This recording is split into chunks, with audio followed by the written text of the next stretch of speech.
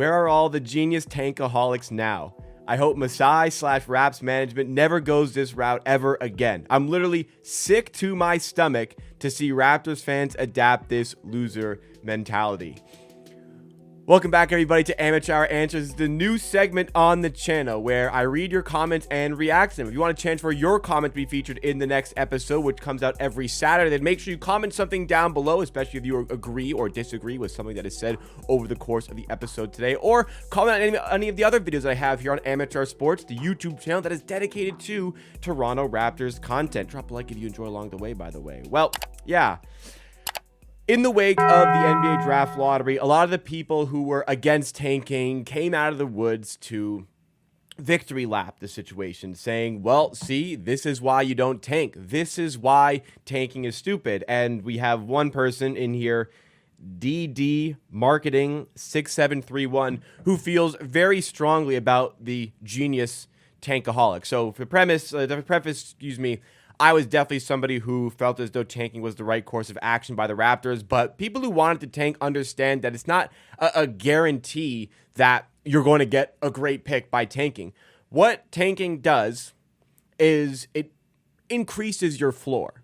So the lowest the Raptors could go, realistically, was 9th in this draft. There was like the super doomsday possibility, like 1% chance they went to 10th, and like the 0.001% chance they would have went to 11th. Obviously, those are possible. As we saw, anything was possible with Dallas getting the first overall pick despite the 1.8% odds. But the lowest the Raptors could go is 9th, and they only slipped 2 positions.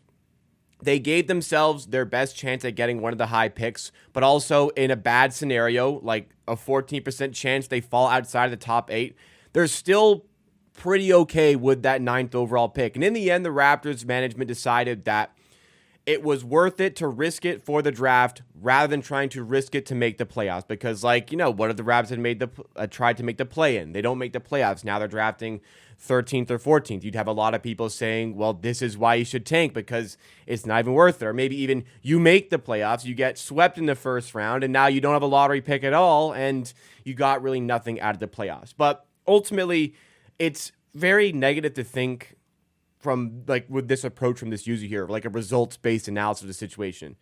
The Raptors decided it was more worth it to risk the lottery to try and get a high pick than it was to risk the playoffs and risk missing out on the playoffs altogether or risk, you know, essentially in the first round. This was the decision that they made. I was supportive of that decision, but it's very negative to go after the result has taken place and said, well, I told you so, because there was obviously pros and cons associated with tanking and not tanking. The Raptors thought there were more pros with tanking in the end. 9th overall pick, as bad as it is, and as it, you know, as much as it, I wouldn't say I'm sick to my stomach, as much as I'm upset about that, like, it could have definitely been worth. 9th isn't the worst thing in the world. Next comment comes from Bernard at Vistage. Wow. Bernard. In this age, lottery can be so easily rigged. So I only chose a couple comments like this, but about half of the comments on the video I made, which is in reaction to the NBA draft lottery, were all saying the draft lottery is rigged. And I've talked about it in multiple videos now. I've talked about it in a live stream. I talked about it in the watch long we did it for the lottery.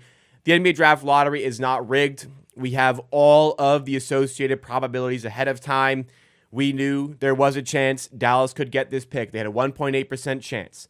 Somebody had to get the pick. I mean, even the largest percentage chance somebody had to get the first overall pick was 14%. So even if it was one of those teams that got it, it still would have been unlikely. No matter what the order from the lottery, the top 4, no matter what order it was going to be, it would have been a fractional percentage chance of that happening. Even if the top 4 of Utah, of Washington, of Charlotte, and New Orleans, even if they had stayed in that exact same order, it would have been a very improbable outcome to the draft. The reality is the lottery is called a lottery. It is subject to chance. And yeah, it's an unfortunate outcome where a front office who doesn't deserve it gets the first overall pick. Absolutely. Like, that sucks, but it was all within the realms of possibilities. It doesn't mean it's rigged. Like, the pinball machine shoots up pinballs to spit out 4 random numbers, 1 through 14. Nobody touches them. Like, pretty much impossible to rig, especially with so many executives who have so much money on the line for their teams. And like, yeah, TV revenue is split, but like there's so many other revenue sources that contribute to a team's success, especially you'll feel those revenue sources if you land Cooper Flagg in the draft. There's media members who witness it, like pretty much impossible to rig. And if you're questioning like why not do it live in front of the cameras if it's not rigged, because they could do that and people would still complain that it's rigged. People will complain no matter what. Steve J, this is also on the same topic, says, how can you still think that it's luck? Silver obviously told Mavs to send send Luka to the Lakers for the number 1 pick. Why is it more conceivable that there's this very large conspiracy with so many variables and so many people taking place who all have to keep quiet about it? Why is it more plausible to some people that there's this unbelievable conspiracy that goes back to the Luka Doncic trade, that the Mavericks traded Luka Doncic to the Lakers to boost TV ratings, and in return, the NBA said, you know what, we'll give you Cooper Flagg. Like, do you think the Utah Jazz are just like, oh, you know what, that'll help with the TV revenue, so we're okay with that. We'll move back to 5 if it means that the TV revenue is going to go up. Like, do you understand how much of a difference that would make to the Utah Jazz franchise worth to get a player like Cooper Flagg? But the issue with these conversations is the people who believe the NBA draft lottery is rigged use absolutely no logic to come to that conclusion. So there's no sense in providing logical arguments because like they haven't used logic at all. So why would they start now? It's like arguing with a flat earther. Like, there is no logical way to come to that conclusion. So why would I waste time presenting logical arguments? Because those have not been considered. Why would they be considered now?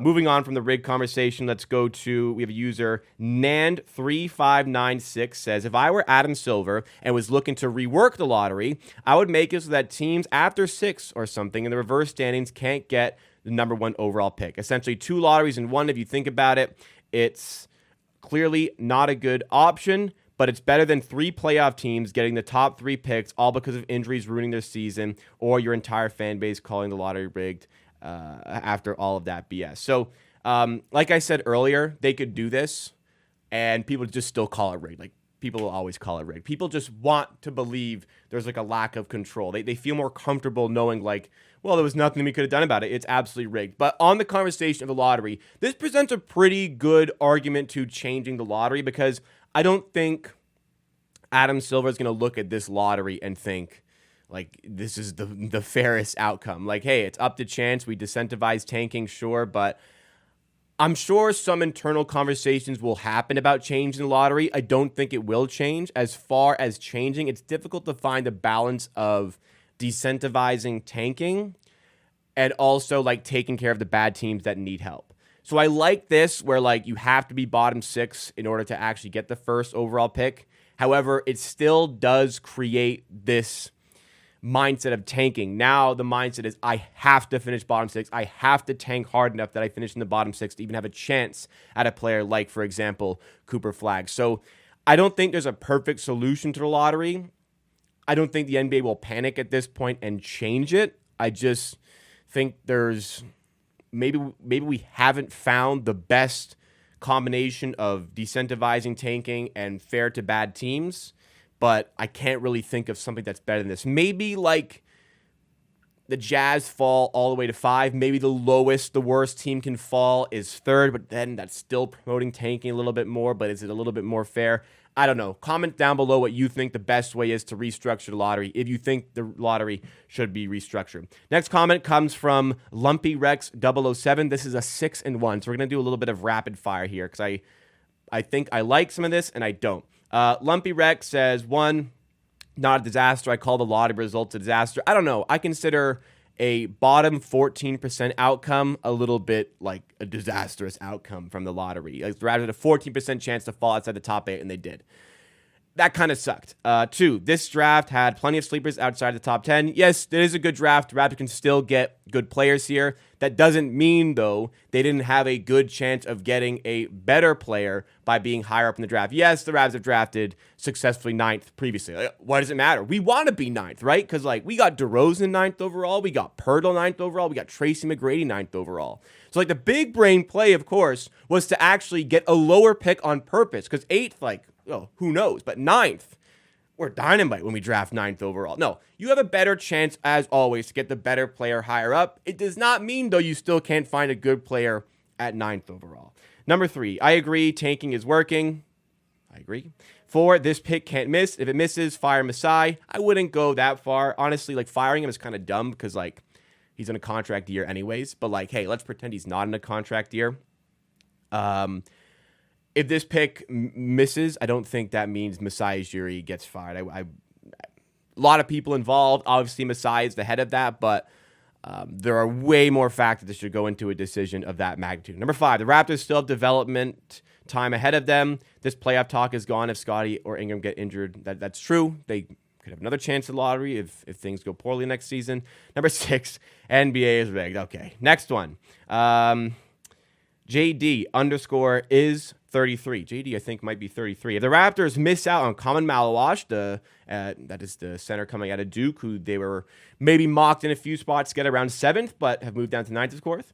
But if the Raptors miss out on Common Malawash, end up acquiring Derek Queen, another center out of Maryland, at 9th, what happens to Chomche? He looked pretty good out there and was the main reason 905 were winning games until he got injured. We let go of Robinson for no reason, and Caston doesn't cut it for me. Okay, few things here. Let go of Robinson for no reason. No, the reason was he's bad, so they let him go. Cole Caston also doesn't do it for me. Completely agree. On the conversation of Ulrich, by the way, I left it wide open. Orlando Robinson, nowhere near efficient enough as a scorer. Horrendous rebounder, especially for his size. Doesn't cut it for the position. Ulrich Chomche was not the main reason the Raptors 905 were winning games. In fact, Ulrich Chomche didn't really start a ton of games in the 905. That was more used as a development spot for him, to get reps, to get minutes. And he was getting better as the season was going on, but to say he was the main reason the Raptors 905 were winning is ludicrous. That's just categorically false. On the topic of drafting a center, it does maybe bump Ulrich Chomche a bit down the pecking order, but there's ways around it. Number 1, you can just waive Colin Castleton, and now Ulrich Chomche is your 3rd center. Or what I think is a likely course of action is it doesn't really affect Chomche because he's probably going to be with the Raptors 905 for next season anyways. He still needs to get those developmental reps in. He still is very young. But drafting Common Malawash or Derek Queen, whoever, you could make this argument about any position. If the Raptors drafted a point guard, well, what happens to Jamal Shed? If the Raptors drafted a shooting guard, well, what happens to Jacoby Walter? You could make this argument for any position. If a player is good enough, they will get those opportunities. If Chomche is playing well enough, he will get those opportunities in the NBA. So ultimately, I wouldn't worry about this. Next comment comes from Steve.C.74, and this is going now to the previous rendition of Amateur Answers, where we had a variety of different comments. And one of the comments that I reacted in the video was a comment that said Scottie Barnes has peaked already in year 4. Steve C says, claiming Scottie peaked is absolutely diabolical. The dude is highly productive on both ends of the floor, plays an ERA-less brand of basketball, is an all-star caliber player, and honestly, he's going to be working hard on that 3-ball this summer. Agreed? Whether he stays or gets dealt in a blockbuster trade, the sky's the limit for that kid. I agree. There's still very clearly a ton of potential here. We've seen the levels that have brought Scottie Barnes to be an all-star. Since then, the offense seems to have regressed a little bit, but defense has progressed a lot. And playing next to a guy like Brandon Ingram, I think he's going to continue to get better next season. Even if he doesn't, he still has time on his side. There was a very, very high ceiling still for this player. He'll be working hard in the offseason. Agree with this comment here. Next comment comes from M. Tavares 15. Says, for your information, FYI, Jokic may not be a point guard by position, but he is their lead offensive initiator and best passer.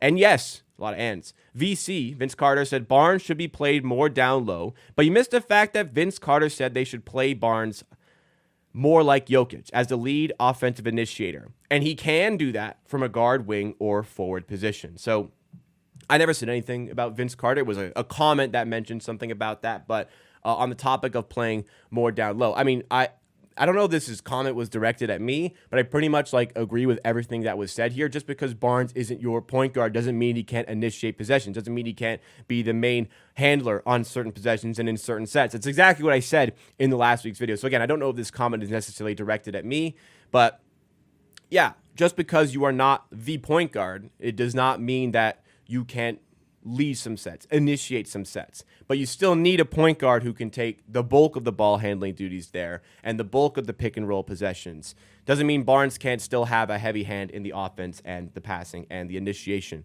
of the offense. Next up from SP.007, another 007. The thing people don't understand is Scottie is way more versatile and is being developed in rotation, which allows everyone else to work on their weaknesses. We are trying to develop everyone from the ground up. So, of course, that's going to hurt Scottie on a surface, casual viewer level.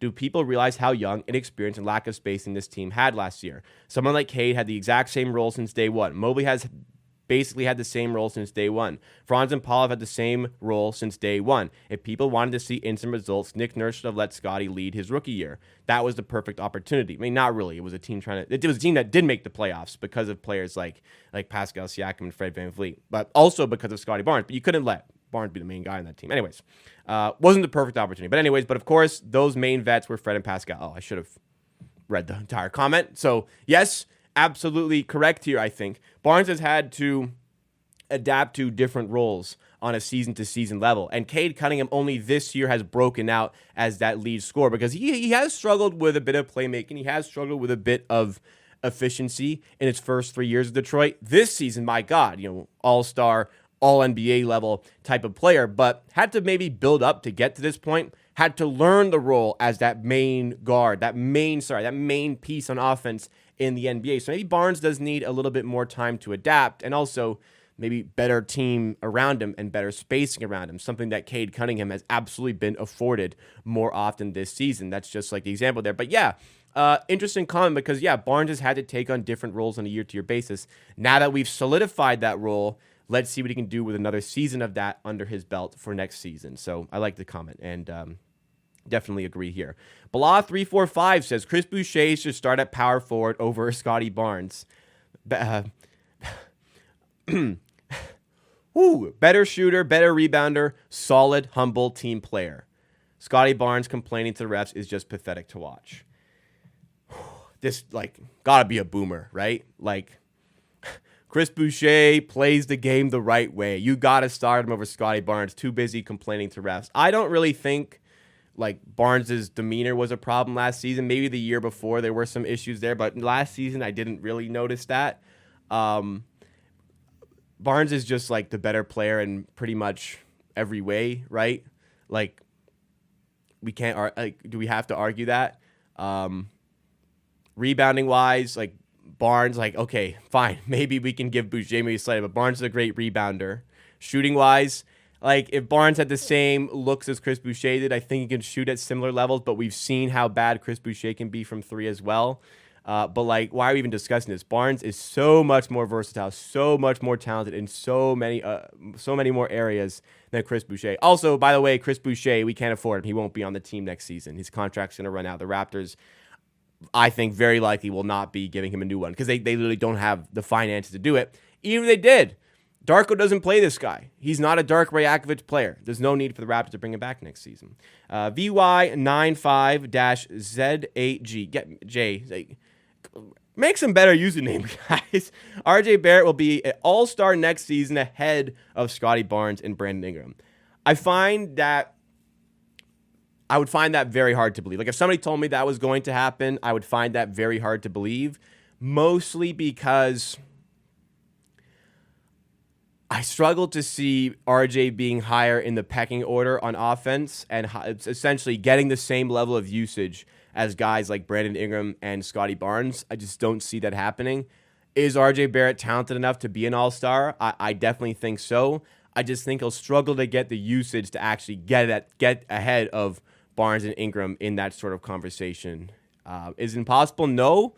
I do find that very unlikely. E.Trick says, whoever thinks Scottie will be a superstar is delusional. Raptors should trade him before he loses value. So this is a pretty bad take because Barnes is clearly at like lower value than he's been previously at this point. Like knowing the potential that Scottie Barnes has and the development that could take place for the player, trading him now, especially the start of this 5-year contract, I think you're selling at a very low spot. Like if you actually really wanted to trade Scottie Barnes, you actually felt that way, it'd be smarter, in my opinion, to hold on to him, hopefully increase his value with a better season here. And then if you really want to trade him, you'd get something better in return. Now, maybe that's different if a guy like Giannis is available. Obviously, there's asterisks that go with a lot of these conversations. But in this case, I think this is a very sell low spot on Barnes. So I don't think it'd be the right time to trade him. But like Barnes certainly has the potential to be a superstar. Will he get there? I don't know. It seems like he won't, but he might. And he has the chance to do so. I wouldn't say it's delusional to think he can get that far. Last one from K-Nuz X. Good one to wrap us up here. Tough to see. This is in regards to the draft lottery. Wish we got a better spot. Our scouting is legit. We'll get a keeper. Hang in there, Raps fans. We incoming. Nice reminder that 9th pick ain't so bad as well. We'll find a good player. We can trust our scouting team. We can trust our development team. And a nice, gentle reminder here from K-Nuz X. Everything is going to be okay.